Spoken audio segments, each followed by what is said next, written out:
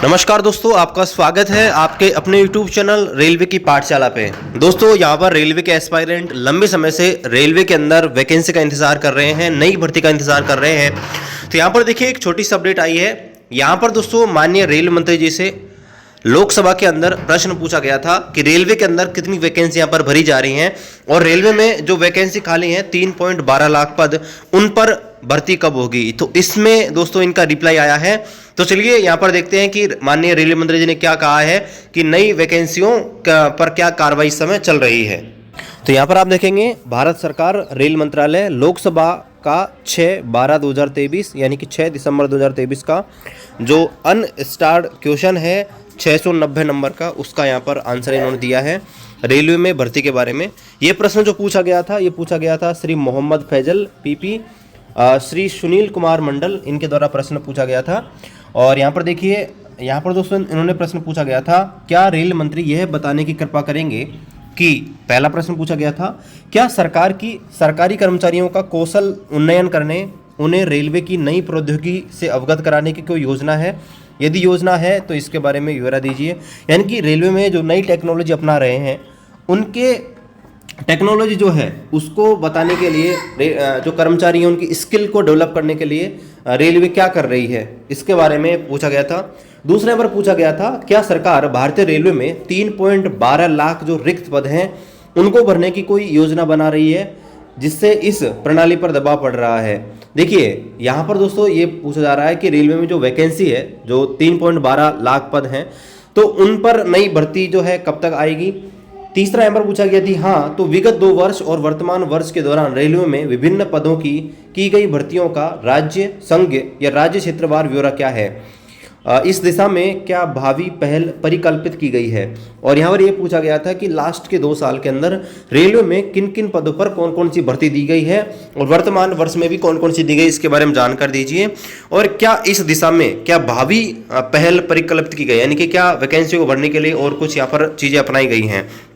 इसके अलावा एक प्रश्न और पूछा गया था, रेलवे भर्ती बोर्ड के प्रश्न पत्रों के बार बार लीक होने से रोकने के लिए सरकार द्वारा क्या कदम उठाए जा रहे हैं। यानी कि आरआरबी जो एग्जाम ले रही है उसके पेपर लीक हो रहे हैं, तो उसको रोकने के लिए सरकार क्या कदम उठा रही है, इसके बारे में दोस्तों यहाँ पर पूछा गया है। तो चलिए यहाँ पर देख लेते हैं क्या आंसर इन्होंने दिया है। तो यहाँ पर इसका आंसर दिया है रेल संचार, इलेक्ट्रॉनिक और सूचना प्रौद्योगिकी मंत्री श्री अश्विनी वैष्णव जी ने। देखिए, तो यहाँ पर देखिए क्वेश्चन नंबर 1 से 4 का आंसर दिया है।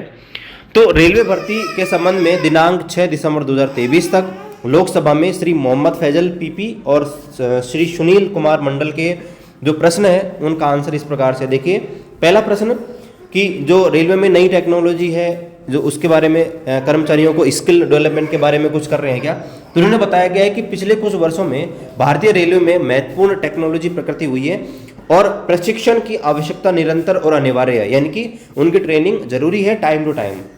ठीक है, तो आगे बताया गया कि गाड़ियों का सुरक्षित और विश्वसनीय परिचालन सुनिश्चित करने के लिए भारतीय रेलवे पर परिष्कृत उपकरण, यानी कि जो लेटेस्ट टेक्नोलॉजी आ रही है, उनके अनुरक्षण और संचालन के लिए काफ़ी उच्च स्तरीय ज्ञान और कौशल की आवश्यकता होती है। यानी कि दोस्तों जो लेटेस्ट टेक्नोलॉजी है उसको अपना रहे हैं और उसके यहाँ पर ट्रेनिंग में यहाँ पर दे रहे हैं।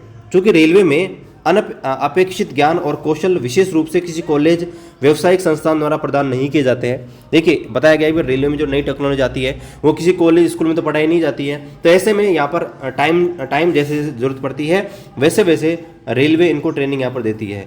और संरक्षा के महत्व और जनशक्ति विविधता की विविध श्रेणियों को ध्यान में रखते हुए रेलवे में प्रशिक्षण को सर्वोच्च प्राथमिकता दी जाती है। रेलवे में बहुत सारे ट्रेनिंग सेंटर होते हैं और टाइम टू टाइम यहाँ पर रिफ्रेशर कोर्स भी यहाँ पर आयोजित होते हैं। जैसे जैसे टेक्नोलॉजी आती है वैसे वैसे नई चीज़ों का बताया जाता है। ठीक है, तो यहाँ पर ये चीज़ बताई गई है। और रेलवे में 165 ट्रेनिंग सेंटर है जहाँ पर दोस्तों रेलवे के जो कर्मचारी हैं उनको ट्रेनिंग यहाँ पर दी जाती है। रेलवे कर्मचारियों को सेवा में प्रवेश के दौरान प्रारंभिक परीक्षण यानी इनिशियल ट्रेनिंग, उच्च ग्रेड में पदोन्नति यानी प्रमोशन, इसके अलावा पदोन्नति प्रशिक्षण यानी प्रमोशन ट्रेनिंग, इसके अलावा नए मापदंड यानी कि नई कोई चीज़ आती है, नई टेक्नोलॉजी आती है, नई उपकरण, नई अवधारणाएं या नए सिद्धांत आते हैं, तो उनके लिए पुनर्शिक्षा और विशेषीकृत यानी कि रिफ्रेशर कोर्स यहाँ पर प्रदान किए जाते हैं। इसके अलावा पूरे भारतीय रेलवे में मिशन कर्मयोगी एक चीज़ चलाई जा रही है जिसके माध्यम से भी यहाँ पर नई टेक्नोलॉजी अपनाई जा रही है। अब देखिए नई भर्ती के बारे में इन्होंने यहाँ पर बताया। देखिए ख और ग यानी कि क्वेश्चन बी और जो क्वेश्चन सी है उसका आंसर दिया है कि भारतीय रेलवे में पदों का खाली होना और उन्हें भरा जाना एक सतत प्रक्रिया है। यानी देखिए कोई रिटायरमेंट होता है या कोई रिजाइन देके चला जाता है या किसी कारण से कोई कैंडिडेट अगर ऑन ड्यूटी डेथ हो जाती है तो उस समय अगर कोई वैकेंसी वैकेंट हो जाती है तो उनका खाली होना और उनको भरना एक सतत प्रक्रिया है। इसमें आकार, स्थिति, विस्तार, तकनीकी प्रकृति और परिचालन की महत्ता तो देखते गए, यानी कई बार टेक्नोलॉजी के कारण जो पुराने पद हैं उनको सरेंडर करना पड़ता है या नए पद यहाँ पर क्रिएट किए जाते हैं, तो जो वैकेंसी है यहाँ पर बदलती रहती हैं। और ये जो वैकेंसी है इनकी जो काउंटिंग है वो दोस्तों रेलवे द्वारा, रेलवे की जो भर्ती एजेंसी है उनको मांग पत्र दिया जाता है। यानी कि अलग अलग जो आरआरबी हैं वो यहाँ पर बताती हैं कि हमें इतनी वैकेंसी की ज़रूरत है इस विभाग में, तो उनके आधार पर यहाँ पर वैकेंसी, यहाँ पर जो पद रिक्त हो जाते हैं उनको भरा जाता है। भारतीय रेलवे में जो आरआरबी है संघ राज्य क्षेत्रवार नहीं होती है, आपको पता है कि आरआरबी द्वारा होती है, राज्यवार नहीं होती है। रेलवे भर्ती प्रकोष्ठ द्वारा आयोजित जो पारदर्शी अखिल भारतीय खुली प्रतियोगिता है उसका आयोजन यहाँ पर किया जाता है आरआरसी के द्वारा, ओपन मार्केट आरआरबी आरआरसी द्वारा, और ये सभी नागरिकों के लिए खुली होती है। और यहाँ पर पूछा गया था कि पिछले 2 साल में कितनी वैकेंसी यहाँ पर भरी हुई है, तो उन्होंने बताया कि 2021-22 के दौरान 4860 कैंडिडेट को यहाँ पर ज्वाइनिंग दी है, इन्होंने पैनल में डाला है। 2022-23 के अंदर लगभग 83,888 कैंडिडेट को यहाँ पर पैनल में डाला है, और 2023-24 ये जो साल है इसमें लगभग 53,000 कैंडिडेट को यहाँ पर ज्वाइनिंग इन्होंने दी है, यहाँ पर ये है। और यहाँ पर देखिए पेपर लीक के बारे में इन्होंने ये भी बताया है कि पिछले 9 वर्षों में रेलवे भर्ती की परीक्षाओं के लीक होने की कोई घटना प्राप्त नहीं हुई है। निष्पक्ष और सुरक्षित चयन प्रक्रिया सुनिश्चित करने के लिए आरआरबी कड़ी प्रणालियों का प्रयोग करते हैं। तो यहाँ पर देखिए इन्होंने ये जवाब दिया है रेलवे में आने वाली नई वैकेंसियों के बारे में, पेपर लीक के बारे में, और जो नई टेक्नोलॉजी है उसको अपनाने के लिए रेलवे क्या क्या करती है। यहाँ पर दोस्तों एक और है जो तारांकित प्रश्न है, क्वेश्चन नंबर 608, ये भी दोस्तों वैकेंसी से रिलेटेड ही है, इसको भी देख लेते हैं। ये श्रीमती साजदा अहमद ने पूछा गया था रेलवे मंत्री जी से कि पिछले 3 साल में रेलवे द्वारा देश भर में कितनी वैकेंसी यहाँ पर दी गई हैं, कितने रोजगार दिए गए हैं। दूसरा सवाल पूछा गया था कि पिछले 3 वर्षों में रेलवे सेवाओं के लिए कर्मचारियों की आउटसोर्सिंग से संबंधित ब्यौरा क्या है। आउटसोर्सिंग का मतलब क्या होता है कि जब टेम्परेरी बेसिस पे रखते हैं या प्राइवेट किसी काम को रखते हैं टेम्परेरी बेसिस पे, कॉन्ट्रैक्ट बेसिस पे, उसे दोस्तों आउटसोर्सिंग बोला जाता है। बाहर मतलब रेलवे कर्मचारियों से बाहर कर्मचारियों को अगर काम पे रखा जाता है तो क्या सरकार ने रेल बोर्ड द्वारा प्रत्यक्ष रोजगार को समाप्त करने और इसके स्थान पर आउटसोर्सिंग के माध्यम से मांग की प्रतिपूर्ति करने के उद्देश्य से कोई नीति बनाई है। मतलब ये है कि भाई क्या डायरेक्ट जो रिक्रूटमेंट आती है उसको बंद करने का कोई प्रावधान है और सिर्फ प्राइवेटाइजेशन या आउटसोर्सिंग से ही वैकेंसी भरी जाएंगी। आगे पूछा गया थी हाँ तो देश भर में जो उपलब्ध वैकेंसी है उनका जोन वाइज ब्यौरा क्या है। आगे पूछा गया है कि सरकार द्वारा रेलवे में सीधी भर्ती के अलावा रोजगार सृजित करने के लिए क्या पहल की गई है, मतलब कि डायरेक्ट रिक्रूटमेंट कोटा के अलावा और क्या तरीका अपनाया गया है रेलवे में वैकेंसी को भरने का। क्या रेलवे क्षेत्रवार में रोजगारों को अवसर को बढ़ावा देने के लिए कोई स्कीम, योजना, कोई कार्यनीति है, यदि हाँ तो इसके बारे में जानकारी दीजिए। और इसका यहाँ पर देखिए रिप्लाई दिया है वही माननीय रेल मंत्री जी ने, ठीक है। तो यहाँ पर देखिए बताया गया है कि पिछले 3 वर्षों में जो वैकेंसी उनके बारे में बताया गया कि पिछले 3 वर्ष में डायरेक्ट रिक्रूटमेंट कोटा के तहत लेवल 1 और सुरक्षा संबंधी जो पद हैं उन पर लगभग 1,50,500 जो कैंडिडेट है उनको पैनल में रखा गया है। आउटसोर्सिंग के बारे में उन्होंने पूछा गया है कि जहाँ जहाँ जरूरत पड़ती है, जैसे आप देखेंगे कि जैसे यांत्रिक डिपार्टमेंट, वाणिज्य, बिजली, सिविल इंजीनियर, सिग्नल, जो भी रेलवे के डिपार्टमेंट है वहाँ पर सृजन करने के लिए, यानी कि यहाँ पर आप देखेंगे तो वहाँ पर जो भी चीज़ें डेवलप होती हैं, मेंटेनेंस होता है, अनुरक्षण होता है, उनके लिए निर्माण कार्य यानी कि कंस्ट्रक्शन किया जाता है। तो ऐसे में इन काम जो है उनको दोस्तों यहाँ पर ठेके पे दिया जाता है, ठीक है। तो जैसे नई रेल लाइन बिछाना होता है उसका काम, जैसे इसके अलावा कई बार सफाई कार्य जो होते हैं वो दोस्तों प्राइवेट लेबर से करवाए जाते हैं। तो यहाँ पर बताया गया है कि जहाँ पर हमको बाह्य साधन की आउटसोर्सिंग की मदद यहाँ पर लेनी पड़ती है, ठीक है। और यहाँ पर देखिए पूछा गया था कि क्या आपने वैकेंसी, नई वैकेंसी निकालने का जो सिस्टम उसको बंद कर दिया गया है। तो यहाँ पर इन्होंने बोला नहीं, रिक्तियों का उत्पन्न होना और उन्हें भरे जाना एक सतत प्रक्रिया है। हाल ही में 1.39 लाख रिक्तियाँ उनको भरने के लिए 2 बड़ी परीक्षा आयोजित की गई थी। आपको बताऊंगा एक तो आपके एनटीपीसी था, एक आपके आरआरसी ग्रुप डी यानी कि लेवल 1।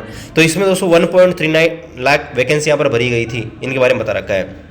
इसके अलावा दोस्तों यहाँ पर देखिए बता रखा है कि रेलवे में अन्य प्रकार से वैकेंसियों को भरने का और क्या चीज़ें आप अपना रहे हो। तो यहाँ पर दोस्तों ने बताया है कि भारतीय रेलवे में नियमित कर्मचारियों के माध्यम से प्रत्यक्ष रोजगार के अवसर उपलब्ध कराने के अलावा समाज का बड़ा वर्ग अपनी आजीविका के लिए अप्रत्यक्ष रूप से भारतीय रेलवे से जुड़ा हुआ ही है।